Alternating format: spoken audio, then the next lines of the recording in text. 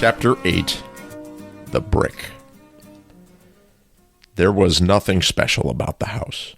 It was tan and boxy and short, but the rent was totally within his budget. Charles's share was $315 a month, and that included gas and electric.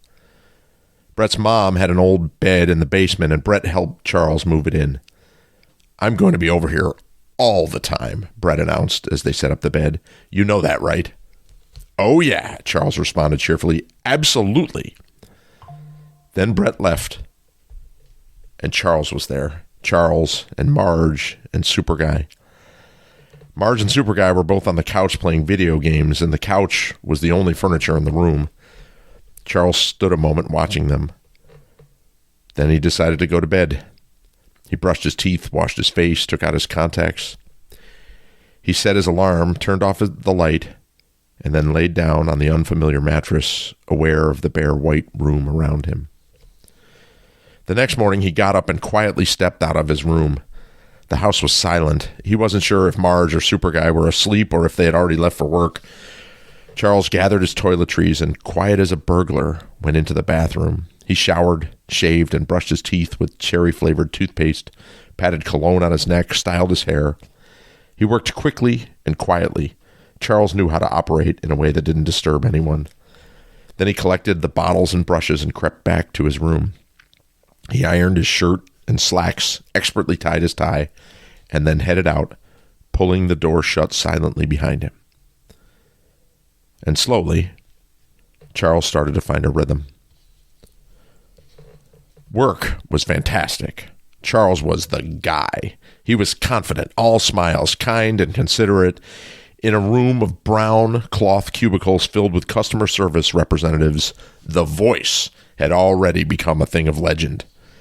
The timbre of it resonated with a perfect blend of compassion and aplomb. The meanest of callers were soothed by it. At least twice a day, someone asked to speak with his manager so they could register an official compliment.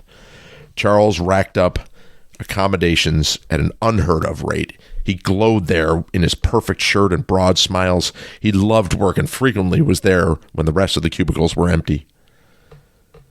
He bought groceries, but really Charles didn't eat much. He mostly grabbed fast food on the way home at night. The one thing he did stock regularly was stacked boxes filled with cans of cherry Coke, which he drank at an alarming rate. Most weeknights he came home too late to hang out, but when he did, he'd sit in the living room, the three of them oddly lined up on the lone couch, Marge playing video games, Super Guy reading or writing. Charles actually felt most comfortable when Brett came over. Charles would sit on the floor or just stand while Brett joined in and hammered away at Blades of Steel or Street Fighter. Charles didn't usually play, but he loved just being there. The living room somehow had the feel before a thunderstorm. A charge seemed to hang in the air for Charles. But then the weekends. Weekends were wild and unpredictable and thrilling. Charles and Brett found themselves constantly caught up in Super Guy's energy. Something was always happening. Informed by the LA Weekly, Super Guy would have them heading to a club or bar or concert or festival. Charles was in awe of his sheer presence, the way Super Guy could just be there and stand facing outward, looking around, judging and commenting and seeking. Sometimes other people came along with them, and sometimes it was just the four of them. Brett invariably spent every weekend night on the couch. When they were out on weekends was when Charles felt best, caught up in the motion and the excitement. And then Sunday was D&D. A turning point came the day Super Guy declared they were buying a second couch. There was a Goodwill just a mile away, and it was such a gorgeous day that they decided to walk. Charles, Brett, Marge, and Super Guy. They stopped at a diner along the way and had fried eggs and sausages and sweetened OJ and black coffee.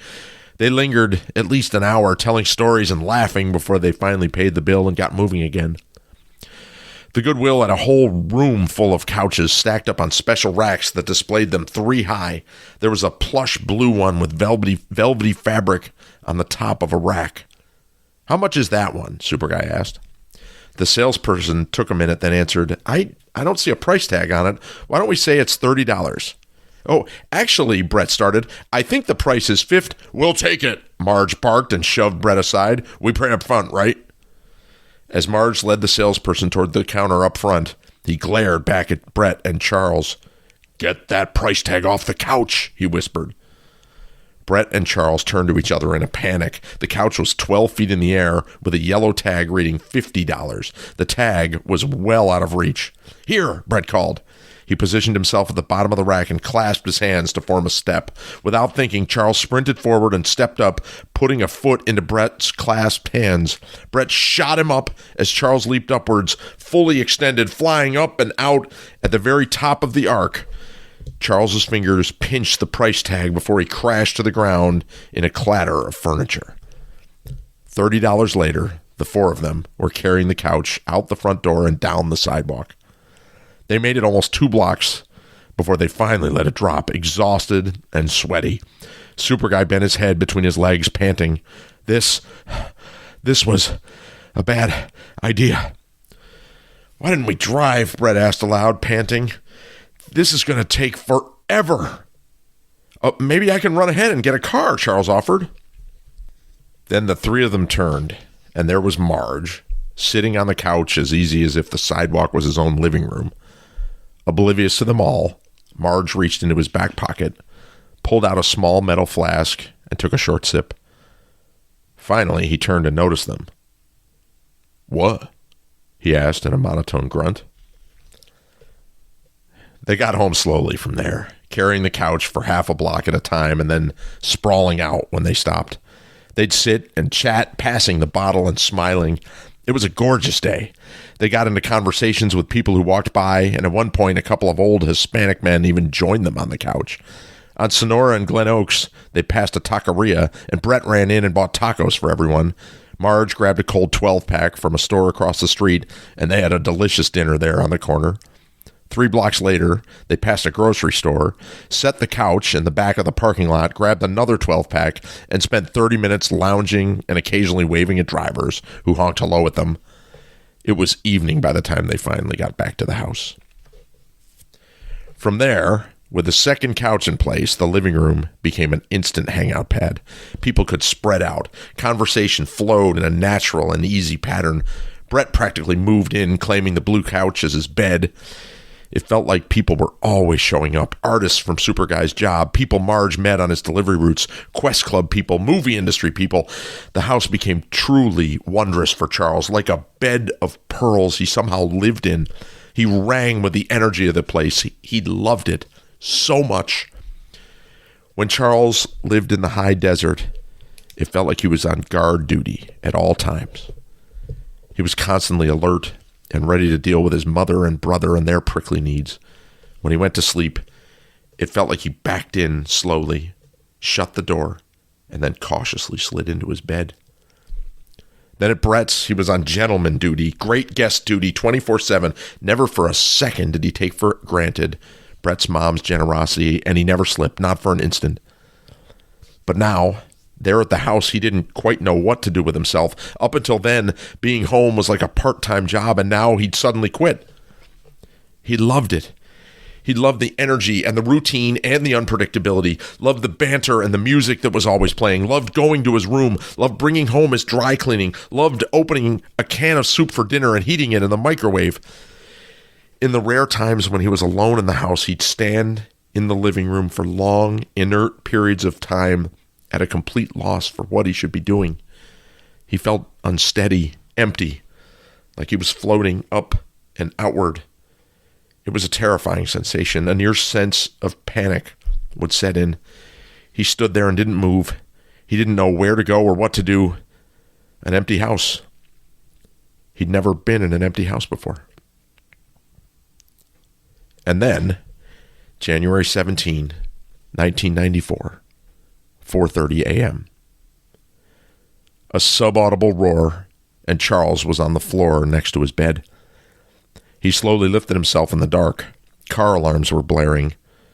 Charles crept into the living room just as Super Guy and Marge were coming out in the same state of confusion. "I think it was an earthquake," Super Guy said. They huddled in the living room listening to the news. A big one. Northridge. After an eerie 15 minutes of sitting in shocked silence, Super Guy tried to call his uncle but didn't get through.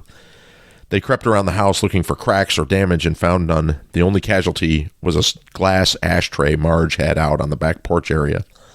Super Guy decided he'd try to drive up to his uncle's place and check on him, and Marge decided to join. Charles stayed behind. Dawn came, and Charles stood there as usual, more unsure than ever what to do with himself. He heard sirens. A few people walked by, some cars. Charles tried Brett's house and got the answering machine, which he took as a good sign. Brett was probably checking on the old woman who lived next door. Then Charles stepped to the front door, opened it, and stepped outside. Los Angeles. It was the ultimate car culture. No one knew their neighbors. It was a clear morning, and it smelled like dawn and sunshine and a hint of juniper. Charles looked down the block. A few people were around, moving in and out of the squat houses that made up their side of the street. The apartment building across the street had some activity. Charles went back inside, put on a pair of jeans and sneakers. Then he strode back out the front door, locked it behind him, down to the sidewalk, left, one house over, up the steps. Knock, knock, knock. "Hello?" a woman answered uncertainly. Before he even realized it was happening, Charles kicked into customer service mode. "Good morning. I live next door, and I'm just going down the block and checking in. I wanted to make sure you were safe and see if there's anything I could do to help. I got lucky, and my place is 100% fine, but if you're not, then I am ready to help in any way you need." The woman was skeptical when Charles started speaking, but by the end, she was sold.